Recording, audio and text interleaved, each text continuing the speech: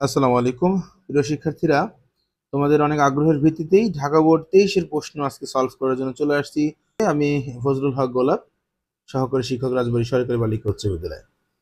তো চলো আমরা টেক্সটটা একটু পড়ে তোমাদের সুন্দর করে বুঝিয়ে দিই, যাতে পরীক্ষায় আসলে অবশ্যই এখান থেকে উত্তর করতে পারো। Complete the text adding suffixes, prefixes or both to the root words given in the parenthesis. এখানে এই ওয়ার্ডটি তোমাদের অপরিচিত, সেটা হচ্ছে প্যারেনথেসিস। এর মানে হলো ফার্স্ট ব্র্যাকেট বা প্রথম বন্ধনী। বলছে কমপ্লিট দ্য টেক্সট পূরণ করো সাফিক্স কিংবা প্রিফিক্স অথবা উভয়টি দিয়ে মূল শব্দের সাথে। হ্যাঁ, আমি সাফিক্স প্রিফিক্সের পরিচয় আগের ভিডিওতে দিয়ে দিয়েছি, সেটা দেখলে তোমরা ক্লিয়ার হয়ে যাবা সাফিক্স এবং প্রিফিক্স আসলে কি জিনিস। ফার্স্ট ব্র্যাকেটে দেয়া যে রুট ওয়ার্ড বা মূল শব্দ, তার পূর্বে কিংবা পরে নতুন শব্দ যুক্ত করে টেক্সটটি পূরণ করো। এরপর লাইন আমরা শুরু করি প্রথম টেক্সট, এবং তোমরা দেখতে পাচ্ছ যে এই টেক্সটে আসলে 14টি অপশন আছে, কেননা ওই বছর শর্ট সিলেবাস ছিল, যে জন্য আসলে 23 সালে মোট 7 নম্বরের সাফিক্স প্রিফিক্স ছিল। তো প্রথম লাইনটি শুরু করলাম, নলেজ ড্যাশ আওয়ার মাইন্ড। জ্ঞান আমাদের মনকে, লাইট মানে আলো, আর এখানে মিনিং হবে হচ্ছে জ্ঞান আমাদের মনকে আলোকিত করে। তো আলোকিত করা হচ্ছে enlighten.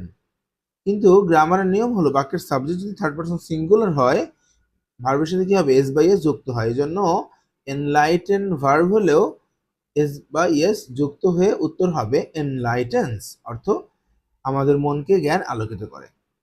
Second line, it এনাবলস a man to have dash over all forces of nature. এটা এনাবলস সক্ষম করে, এ ম্যান একজন মানুষকে, টু হ্যাভ থাকতে, কি থাকতে, দেখো অবজেক্টের জায়গায় ফাঁকা, সুতরাং এখানে মাস্টার শব্দ অর্থ হচ্ছে প্রভু বা শিক্ষক অর্থেও কিন্তু মাস্টার ব্যবহৃত হয়।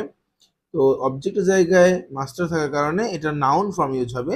তো মাস্টার নাউন হচ্ছে মাস্টারি, এটাও কিন্তু পরিচিত শব্দ, কিন্তু এখানে অনেকে উত্তর করতে পারে না। মাস্টার শব্দটা অনেকবার শুনছে কিন্তু বুঝে নাই যে আসলে এটা ইংলিশ শব্দ। তো যাই হোক, এটা আমাদের একজন মানুষকে কি করে, প্রকৃতির সব শক্তির উপরে মাস্টারি বা প্রভুত্ব করার উপরে করতে সক্ষম করে বা যোগ্য করে। দেয়ার আর সো মেনি ওয়াইল্ড বিস্ট, অনেক বন্য প্রাণী রয়েছে, which are dash than man, যেগুলো মানুষের থেকেও কি, এখানে দেখো কম্পারেটিভ ফর্ম ইউজ হচ্ছে, অনেকগুলো বন্যপ্রাণী রয়েছে যারা মানুষের চেয়েও, দ্যান থাকার কারণে আমাদের স্ট্রং এর কম্পারেটিভ ফর্ম হবে স্ট্রঙার বা তুলনামূলক শক্তিশালী। দেয়ার আর ফোর্সেস ইন নেচার, প্রকৃতির মধ্যে অনেক শক্তি রয়েছে, such as dash and thunder